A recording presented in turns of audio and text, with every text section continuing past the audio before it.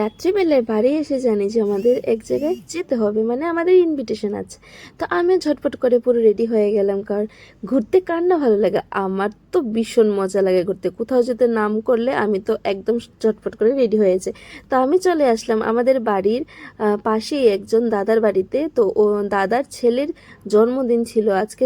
এই যে ছেলেটা ছোটোছুটি করছে, ছিল আজকে ওর জন্মদিন। না আসো, চলে আসো, একটা ফটো তুলবো, আসো না। ওকে বলেছি যে ওর নাম কি, ও আর বলছে না। তো প্রথমে একবারই বলেছে সেম ওর নাম। তারপর ওদের বাড়িতে ছিল একজন এই যে অতিথি, মানে গুজি, ওর নাম হয়েছে গুজি। ও এত চিৎকার করছিল আমাকে দেখে, অ্যাকচুয়ালি আমাকে দেখে না, অ্যাকচুয়ালি ও বাইরে যাওয়ার টাইম হয়ে গিয়েছিল ঘোরার জন্য। দেখো, যেই ওকে ছেড়ে দিয়েছে ও একদম দরজার দিকে চলে যাচ্ছে। এক ঘোরার জন্য ও এত মানে ছটপট করছে, মানে কি বলবো। তারপরে আমরা বসে গেছি, কিছু আড্ডা মারলাম, কথা বললাম। তো তারপরে দেখো, ওকে বলছি যে না এদিকে একটু তাকাও, ও ক্যামেরা দেখলেই মুখ ঘুরিয়ে ওইদিকে বসে থাকবে। আর বলে লাভ নেই। তোমাদের বাড়িতে কি এরকম কেউ আছে?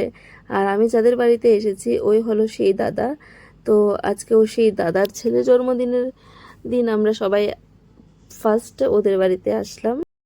অ্যাকচুয়ালি তখন অলরেডি কেক কাটিং হয়ে গিয়েছিল, আমরা চলে গিয়েছিলাম 9:30টার পর। তো আর এই দেখো বার্থডে বয় সেলফি তুলতে একদম বিজি হয়ে আছে। আর এইদিকে যে ওনাকে দেখছো, উনি হয়েছেন সেই বৌদি, মানে দাদার বউ। আর আমিও কিছু ফাঁকে একটু ফটো তুলে নিলাম, কারণ ফটো তুলতে কার না ভালো লাগে, আমার তো ভীষণ ভালো লাগে। আর এই দেখো খুব সুন্দর করে সাজানো হয়েছিল ডেকোরেশন করে। তারপর আমরা চলে গিয়েছিলাম উপরে খাবারের জন্য। আর কেকটা তো ছিল জাস্ট অসাধারণ। এটা হয়েছিল রেড ভেলভেট কেক, আমার তো ভীষণ ফেভারিট রেড ভেলভেট কেক। আর আমাদের খাবারটাও তো অনেক মজা হয়েছে, কারণ মাছ মাংস। বেবি খাওয়া কিরকম হলো? সব খেয়ে নিয়েছো? জাস্ট অল্প একটু টেস্ট করে ছেড়ে দিয়েছিলাম। আমার আর বেশি ভালো লাগে না, মানুষ তো পাটার মাংস পেলে মানে কি আর কিছুই লাগে না, বাট আমি চিকেন ছাড়া আর কিছু লাগে না, মানে আমি হয়েছি এরকম ধরনের মানুষ। তো অলরেডি আমাদের খাওয়া দাওয়া মোটামুটি সব কমপ্লিট হয়ে গেছে। তো বাড়ি যাওয়ার পালা। এই দেখো রাস্তায় দাঁড়িয়ে আমি বলছি দাঁড়াও, একটু একটু তো ফটো তুলি। আর এই দেখো আমাদের দুষ্টু সোনা। তো এই দেখে ওকে বলছে, ও জুতো খুঁজে পাচ্ছিল না বলে ও তাকিয়ে তাকিয়ে বলছে আমার জুতো কোথায়, আমার জুতো কোথায়। তারপরে আমি মামামের জন্য কিছু বেলুন নিয়ে নিয়েছিলাম, কারণ মামামকে আনিনি আমি, কারণ মামাম রাত্র হয়ে গিয়েছিল বলে ঘুমিয়ে গিয়েছিল। চলে আসলাম খাওয়া দাওয়া করে।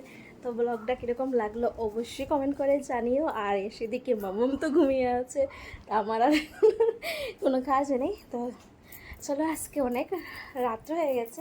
তো টাটা, বাই বাই, দেখা হচ্ছে নেক্সট ব্লগে। বাই।